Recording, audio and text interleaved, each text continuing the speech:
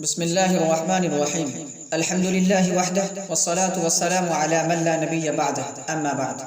میں ہوں شکیل احمد اور آپ دیکھ رہے ہیں شکیل احمد آفیشیل۔ ہم انسانوں نے سائنس میں اور تحقیق میں اتنا کمال کر لیا ہے کہ ہم اپنے سیارے سے نکل کر دوسرے سیارے تک پہنچ گئے۔ ہم نے جہاں بڑی بڑی گلیکسیوں کو کھنگال ڈالا، وہیں ہم نے چھوٹے سے چھوٹے ذرے اور ذرے کے ہزارویں حصے پر بھی تحقیقات کی۔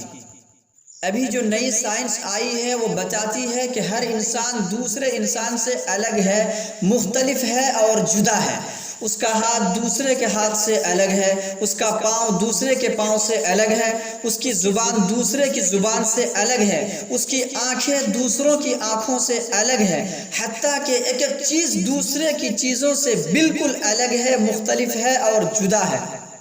آئیے آج ہم تھوڑی دیر غور کرتے ہیں اور اللہ کی مخلوق میں اور اللہ کی بنائی ہوئی چیز میں غور کر کے اللہ تک پہنچنے کی کوشش کرتے ہیں۔ ہم سب سے پہلے بات کرتے ہیں کان کی۔ یہ کانوں کی بناوٹ، کانوں کا جو ظاہری حصہ ہے یہ دوسرے کی کان کے ظاہری حصہ سے بالکل الگ ہوتی ہے،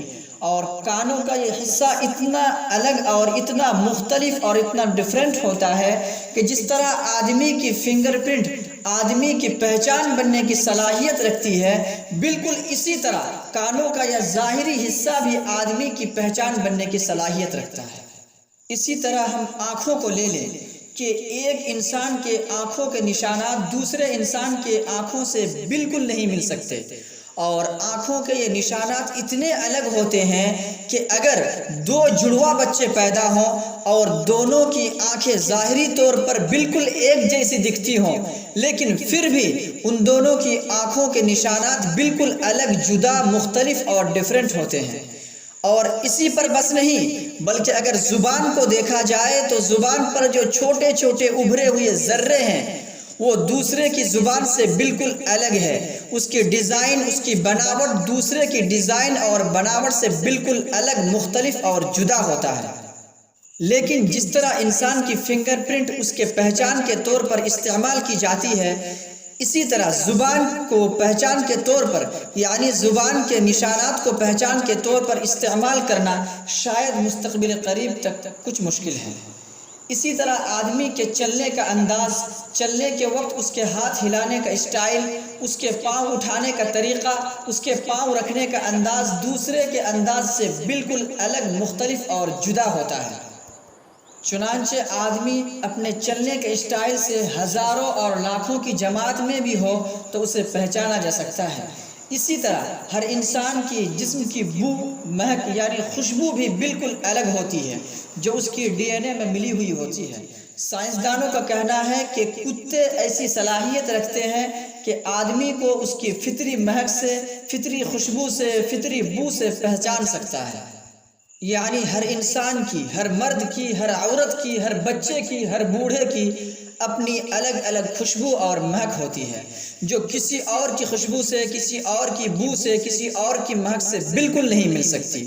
اور آخر میں آپ سب یہ جانتے ہیں کہ ہر انسان کی فنگر پرنٹ، اس کے انگلیوں کے نشانات دوسرے کے انگلیوں کے نشانات سے، یعنی دوسرے کی فنگر پرنٹ سے بالکل الگ ہوتے ہیں۔ اب آپ اپنے وقت کا ایک چھوٹا سا حصہ نکالیں اور سوچیں کہ آخر اتنے ڈیزائن کرنے والا کوئی ہے، یا یہ سب کچھ اتفاقات ہے، خود بخود ہو رہے ہیں، یہ خود سے ہو رہے ہیں۔ اگر ہم تھوڑی دیر کے لیے یہ مان لیں کہ یہ سب کچھ ایک اتفاقات ہے،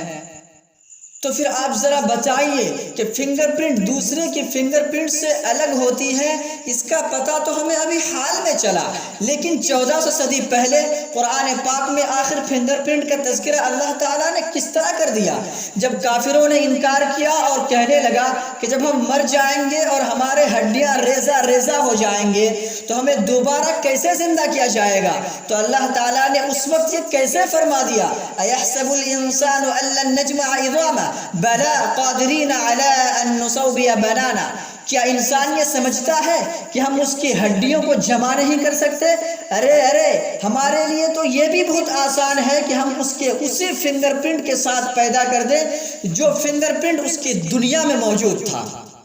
آخر اللہ تعالیٰ نے 1400 صدی پہلے یہ کیسے فرما دیا تھا کہ ہم انسان کو اسی فنگر پرنٹ کے ساتھ پیدا کریں گے جس فنگر پرنٹ کے ساتھ وہ پہلے دنیا میں موجود تھا؟ آخر اللہ تعالیٰ نے اس وقت انسان کے پوروں کے بارے میں، انسان کے فنگر پرنٹ کے بارے میں تذکرہ کیوں کیا؟ کیا یہ اس بات کی کھلی ہوئی دلیل نہیں کہ انسان کی پیدائش اور اس دنیا کی تمام چیزوں کی پیدائش سب کے سب اللہ کی قدرت اور اس کی تخلیق کا کرشمہ ہے؟ اور یہ اس بات کی بھی کھلی ہوئی دلیل ہے کہ اللہ کی کتاب اور اس کا حرف حرف سچا اور صادق اور اپنی جگہ پر 100% درست ہے۔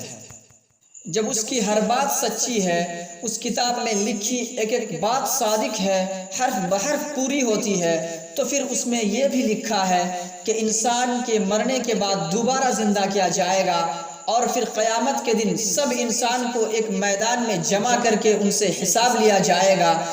دنیا کی زندگی کے بارے میں ان سے پوچھا جائے گا، انسان کے اعمال کی جانچ پڑتال کی جائے گی۔ کیا ہم اس دن کے لیے اس کی تیاری کر رہے ہیں جس دن اللہ تمام انسانوں کو اپنے سامنے رکھ کر ان سے ایک ایک عمل کے بارے میں پوچھے گا، حتیٰ کہ اگر کسی نے ایک ذرہ بھی نیکی کی ہوگی تو اسے پالے گا، اور اگر کسی نے ایک ذرہ بھی برائی کی ہوگی تو اسے بھی اس کا بدلہ ملے گا۔ اور اس بات کو بھی یاد رکھیے گا کہ جو اللہ فنگر پرنٹ اور آئی سیڈ پر ہزاروں نہیں، لاکھوں نہیں، کروڑوں نہیں بلکہ اربوں خربوں ڈیزائن بنانے پر قادر ہے، وہ اس بات پر بھی قادر ہے کہ ہمارے رات کے چھپے ہوئے اعمال کا پتہ لگا لے، ہمارے آنکھوں کی خیانت کا پتہ لگا لے، وہ ہمارے دل میں چھپی ہوئی باتوں کو نکال لے، اس سے ہماری کوئی بات، اس سے ہمارا کوئی عمل، اس سے ہمارا کوئی کام چھپ نہیں سکتا۔ تو آئیے اس کریم رب کی طرف جو بڑے پیار سے، بڑی محبت سے دارالسلام کی طرف بلاتا ہے، اس گھر کی طرف جو امن کا، جو سلامتی کا، جو سکون کا گہوارہ ہے۔